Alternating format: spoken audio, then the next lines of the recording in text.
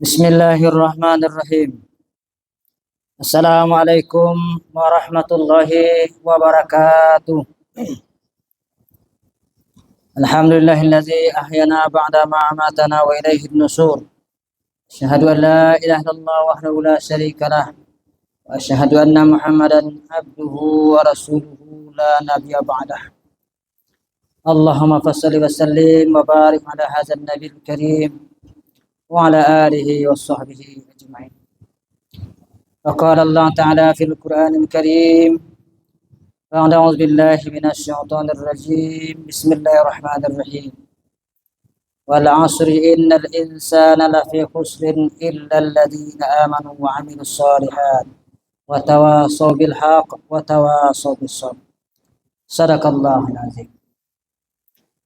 Alhamdulillah yang sama kita hormati Bapak Pengurus Masjid, kemudian alim ulama, cerdik pandai, guru-guru, ustadz-ustadz yang sempat hadir pada subuh hari ini.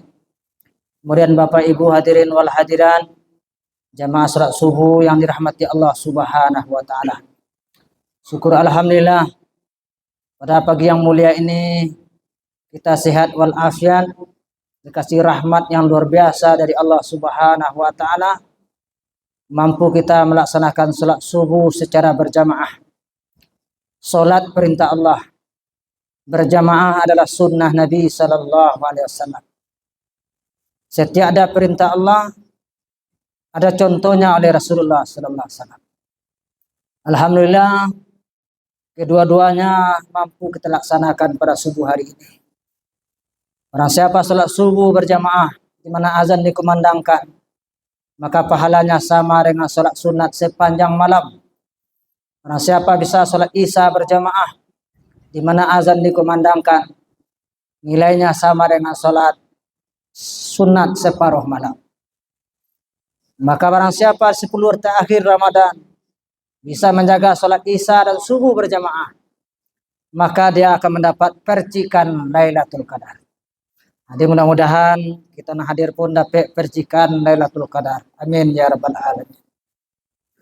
Apalagi kita tambah dengan amal-amal yang lain selain daripada sholat isya dan subuh, kita tambah dengan amalan lain, zikir panjang-panjang, sholat sunat panjang-panjang, baca Quran dan doa. Kemudian salawat dan salam kita sampaikan kepada baginda Nabi Muhammad sallallahu alaihi wasallam. Allahumma salli ala sayyidina Muhammad wa ala alihi wa sahbihi ajma'in. Nabi kita sangat rindu kepada kita.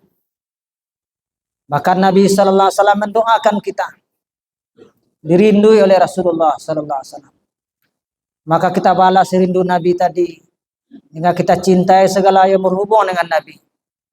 Kita cintai agama Nabi, kita cintai sunnah-sunnah Nabi, kita cintai perjuangan Nabi, bahkan kita cintai zuriat keturunan Nabi. Bapak Ibu hadirin jamaah salat subuh yang dirahmati Allah SWT. Tanpa terasa Ramadan akan berakhir, akan meninggalkan kita. Kita masing-masing punya pengalaman bagaimana berpisah dengan orang-orang yang kita cintai. Baik berpisah hidup atau berpisah mati. Berpisah dengan orang-orang yang kita cintai, dengan ayah, berpisah dengan ibu, berpisah dengan istri, berpisah dengan anak, dengan suami, dengan siapa saja. Dan kitalah punya pengalaman itu. Maka Rasulullah sallallahu alaihi wasallam mengibaratkan berpisah dengan Ramadan ini sama dengan berpisah dengan orang yang paling kita cintai. Dua di dalam hati kita. Agok kemudian comeh. Agok kita tahun depan lagi basobok lagi dengan Ramadan. Comeh di hati kita kondak basobok dah dengan Ramadan. Ikolah Ramadan terakhir. Maka Nabi di penghujung Ramadan semata banyak tangis Rasulullah SAW. Kini punlah datang ke kita. Malam siang ke-27, insyaAllah malam ke-28. Ramadan ini akan berlalu meninggalkan kita. Maka para ulama-ulama dahulu, dia ingin bagaimana setiap bulan dalam setahun itu Ramadan semuanya. Begitu dahsyatnya Ramadan. Bahkan 10 terakhir ini pembebasan nama-nama kita dari neraka Allah Subhanahu wa taala. Maka kata Imam Ghazali rahmatullah alaih, yang paling jauh adalah mengejar waktu yang telah berlalu.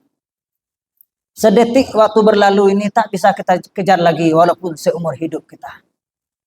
Hari kini itu tidak kabar sobok besok. Hari yang lalu tidak kabar sobok sepanjang umur. Seperti ayat kuantan ilia kini. Ayat ilia kini tidak bukan ayat besok. Ayat besok lain lah. Maka sepanjang sungai kuantan tidak kabar sobok ayat kini. Maka kata ulama, barang siapa gagal hari ini beramal pada bulan Ramadan, maka semua hidup tidak bisa dibayar. Begitulah dahsyatnya sematalah waktu yang berlalu. Waktu yang berlalu ini jarak yang luar biasa, tak bisa kita kejar lagi. Maka kata Imam Ghazali, waktu yang paling dekat adalah kematian. Kematian di depan mata sematalah. Banyak saudara, kawan, handai tolak, pemilih, orang-orang kita cintai, tanpa kita duga mereka berangkat sementara. Berangkat berpisah untuk selama-lamanya. Nah, mudah-mudahan besok untuk mempertemukan kita di surganya Allah Subhanahu wa taala. Maka Allah SWT firman, demi waktu wal asri, sesungguhnya manusia ini berada dalam kerugian. Maka siapa saja rugi menurut ayat ini. Orang kaya rugi, orang miskin rugi, pejabat rugi, rakyat biasa rugi, orang kota rugi, orang desa rugi, petani, pedagang, siapa saja rugi sementara. Kecuali menghabiskan hari-harinya, waktu-waktunya dengan 4 perkara sementara. Apa itu? Yang pertama, illal ladzina amanu. Kita lalui waktu-waktu kita dengan iman, dengan keyakinan kepada Allah Subhanahu wa taala. Bahkan besok satu saat yang kita lewatkan hari sementara tanpa mengingat Allah Subhanahu wa taala akan membuat penyesalan selama-lamanya besok di akhirat sementara. Satu, perbedaan tasbih kita hadir, berbeda surga kita Bapak sementara. Besok ketika kita di surga, seandainya ditakdirkan Allah menetes air setetes dari surga di atas kita, wanginya luar biasa. Maka kita ditanya kepada malaikat, ini wangi apa yang menetes? Maka dikatakan, wangi yang tidak ada di surga kita. Maka kata malaikat, itu tetesan wanginya surga di atasmu setingkat. Perbedaannya hanya satu, subhanallah dengan masya Allah. Inilah penyesalan sementara. Maka yang masuk surga saja menyesal kita besok sementara. Apalagi yang masuk neraka sementara. Masuk surga menyesal. Apalagi yang masuk neraka sementara. Dunia ini sementara. Seandainya dunia ini seperti sekarang Bapak Ibu hadirin. Tapi diciptakan Allah selama-lamanya. Akhirat itu cantik luar biasa. Surganya indah. Batu batanya dari zabarjat, zamrud. Lantainya dari emas. Tapi sementara. Kira-kira kita pilih mana Pak? Dunia cendeko, tapi selama-lamanya. Akhirat cantik seperti itu, tapi sementara. Kira-kira kita pilih mana Pak? Kita pasti pilih dunia Pak. Walaupun cendeko. Untuk apa ancak, tapi sementara. Apalagi Bapak sementara. Dunia cendeko sementara loh. Akhirat sendiri itu cantiknya selama-lamanya. Masya Allah, tentu kita lebih pilih akhirat. Orang yang pandai menggale Pak, tahu untung anak godang Pak. Untung anak godang. Maka tidaklah diberi nikmat dunia ini illa qalila, sedikit sekali dunia ini. Apabila dibandingkan dengan akhirat semata. Maka para sahabat-sahabat Nabi, badan mereka ada di dunia, tapi jiwa mereka sudah ada di akhirat semata. Mereka orang-orang akhirat yang masih berjalan-jalan di dunia semata. Maka untuk dunia ini sekadarnya saja. Dunia ini memang jembatan menuju kita ke akhirat semata. Maka kalau di jembatan, ya tidak usah bangunan atas jembatan. Lewat aja kita jembatan. Dunia ini titian. Maka kita gunakan fasilitas dunia ini hadirin untuk menggapai akhirat kita. Pejabat kita, jadikan jabatan inti untuk menggapai akhirat. Miskin kita hadirin, jadikan miskin ini bisa menggapai akhirat. Bila kita ditakdirkan Allah kaya, jadikanlah kayanya hadirin untuk menggapai surganya Allah Subhanahu. Bila kita pintar hadirin, jadikanlah pintar ini untuk mendapatkan surganya Allah Subhanahu wa taala. Apa saja yang Allah takdirkan kepada kita, itulah fasilitas. Kita gunakan fasilitas itu untuk mencari ridha Allah Subhanahu wa taala. Ada satu amalan di akhir Ramadan yang luar biasa hadirin, yaitu yang tadi malam tema di Sendu Kuantan Tengah, itu menyantuni fakir miskin. Salah satu hadirin amalan yang luar biasa. Sehingga Nabi SAW saking dahsyatnya beliau memperhatikan anak yatim nih hadirin, maka Nabi digelar dengan bapaknya anak-anak yatim. Banyak kisah-kisah luar biasa Rasulullah, bagaimana dia menyayangi anak yatim.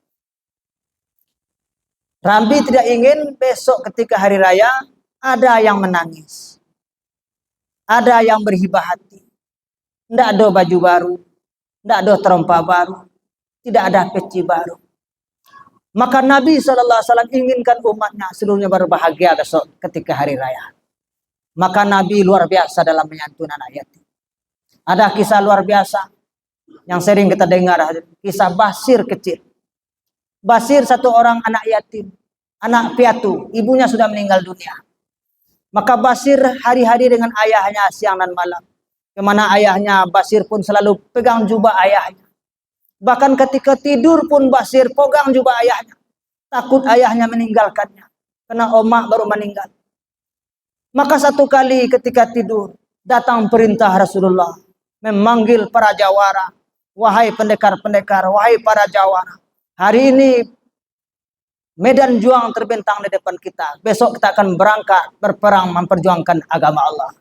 Maka ayah Basir kecil pun terpanggil untuk berangkat. Nya tengok anak, Masya Allah, menetes air mata. Anak akan ditinggalkan. Sementara kau perintah Nabi untuk memperjuangkan agama. Sementara Basir masih memegang jubah ayahnya. Nya ambil guntiang tadi baju yang dipegang di anaknya tadi. Sehingga Basir pun tidak terbangun. Tidak terjaga Basir. Nya pegang guntiang jubah ayahnya. Ayah pun berangkat memperjuangkan agama. Ketika pagi Basir bangun, ayahnya tidak ada lagi. Yang ada hanya guntingan baju jubah ayahnya. Menangis Basir kecil. Omak baru meninggal, kok ayah lah hilang belum? Ditanya kepada tetangga, dapat berita ayah sedang berangkat memperjuangkan agama bersama Rasulullah SAW. Bayangkan kesedihan Basir. Maka Basir kecil setiap sore hari pergi ke ujung kota, di ujung kota Madinah, naik ke bukit. Menengok kalau ada kuda untuk masuk ke kota Madinah. Kalau tampak dari jauh kuda untuk datang, maka Basir berlonjak-lonjak, berlumpek-lumpek. Hore, ayahlah balik, ayahlah pulang. Masya Allah, saking gembiranya kadang-kadang terpeleset Basir. Rupanya pasukan ayahnya pulang bersama Rasulullah ke kota Madinah. Dari jauh lah tampak kabut naik. Basir pun bertepuk tangan, berlonjak-lonjak. Hore, ayahlah balik, ayahlah balik. Ketika pasukan dokek sementara ditatap pasukan Nabi Sallallahu Alaihi Wasallam masuk kota Madinah, tidak cek wajah ayah.